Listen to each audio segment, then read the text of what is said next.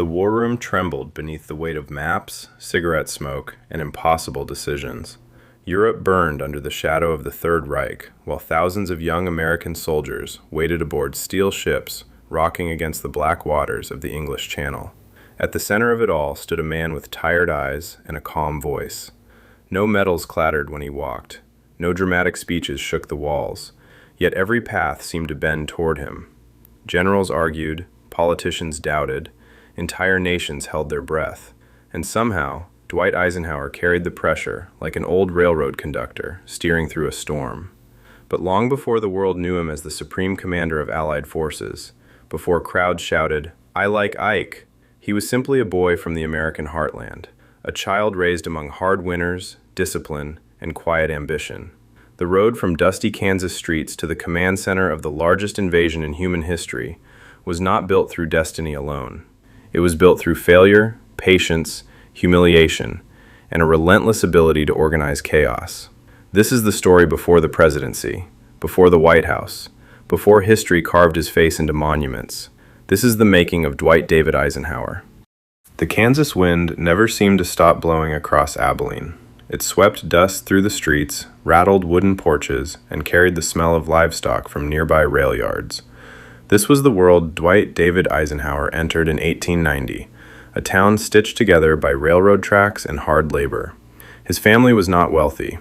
His father struggled through failed businesses, while his mother held the household together with strict religious discipline and quiet endurance. The Eisenhower home was crowded with boys, noise, competition, and constant work. Young Dwight learned early that nothing arrived easily. Chores came before comfort. Injuries were ignored unless blood stained the floorboards. Every dollar mattered. Yet Abilene gave him something else beneath the hardship. It gave him toughness. The endless games played with his brothers became miniature battlefields filled with strategy and stubbornness. He loved sports, especially football, where pain became a badge of honor rather than something to fear. Still, few people looking at the young Eisenhower would have predicted greatness. He was not a brilliant student. He was not charismatic in the theatrical sense. He blended into the machinery of small-town America like another cog turning quietly beneath the prairie sun. But hidden beneath that ordinary exterior was a mind obsessed with organization, leadership, and discipline. The frontier spirit of Kansas shaped him deeply. Survival depended on cooperation. Families depended on reliability. Weakness could not be afforded for long. Those lessons would follow him from the plains of America to the beaches of Normandy decades later. For Dwight Eisenhower, escaping small-town Kansas required opportunity. And in the early 20th century, few opportunities carried more prestige than the United States Military Academy at West Point.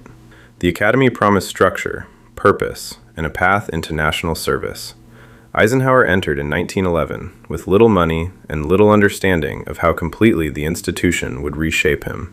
West Point was relentless. Cadets marched through brutal routines under constant discipline. Every detail mattered. Beds had to be perfectly arranged. Boots had to shine like black mirrors. Mistakes brought punishment immediately. Many young men cracked beneath the pressure, but Eisenhower adapted. He discovered that he possessed an unusual ability to remain calm while others spiraled into frustration. Football quickly became his passion.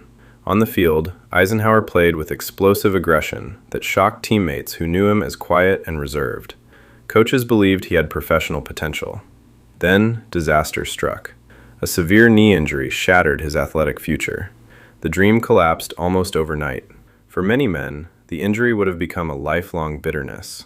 Eisenhower instead redirected himself. He began studying military history obsessively, reading campaigns from Napoleon to the American Civil War late into the night. The football star disappeared. In his place emerged a disciplined thinker, fascinated by logistics, planning, and command. The injury changed the course of his life. It stripped away one future and forced him toward another. Without that broken knee, the young cadet from Kansas might never have become the architect of Allied victory. When Eisenhower graduated from West Point in 1915, Europe was already drowning in the violence of World War I. Young officers dreamed of glory overseas, imagining cavalry charges, battlefield promotions, and heroic reputations carved into history. Eisenhower wanted the same chance. Instead, the Army kept him stateside. The decision haunted him.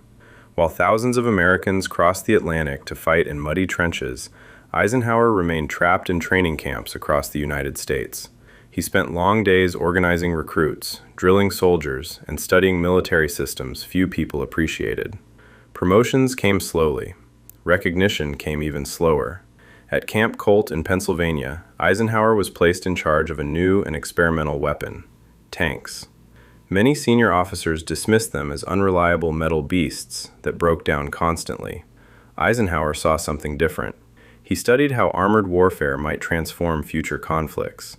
He immersed himself in logistics, transportation, and coordination. The work was tedious, but it sharpened the exact skills he would later need on a global scale. Still, frustration gnawed at him. Officers who fought overseas returned as decorated heroes, while Eisenhower remained invisible to the public. He feared history might pass him by entirely. Yet hidden inside those forgotten years was the foundation of his future success. Eisenhower learned how to manage enormous systems, train massive numbers of men, and solve problems under pressure. While others gained battlefield fame, he mastered organization itself. The soldier without a war was unknowingly preparing for the largest war the world had ever seen. The years after World War I left the United States Army drifting in uncertainty. Budgets shrank, public interest faded. Many officers settled into routine careers that would never lead anywhere extraordinary. Eisenhower refused to become one of them.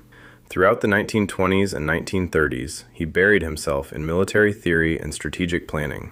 He served under influential commanders who recognized his unusual talent for organization and analysis. One of the most important was General Fox Connor, a brilliant strategist who became both mentor and intellectual guide. Connor taught Eisenhower lessons no textbook could fully explain. Never fight without allies. Never underestimate logistics. Never enter a war without understanding how it ends.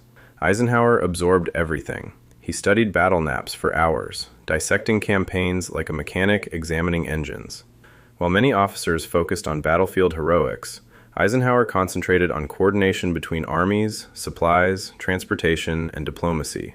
He understood that modern wars were won not only by bullets, but by systems. During these years, he also worked under General Douglas MacArthur, one of the most dramatic and controversial figures in the military.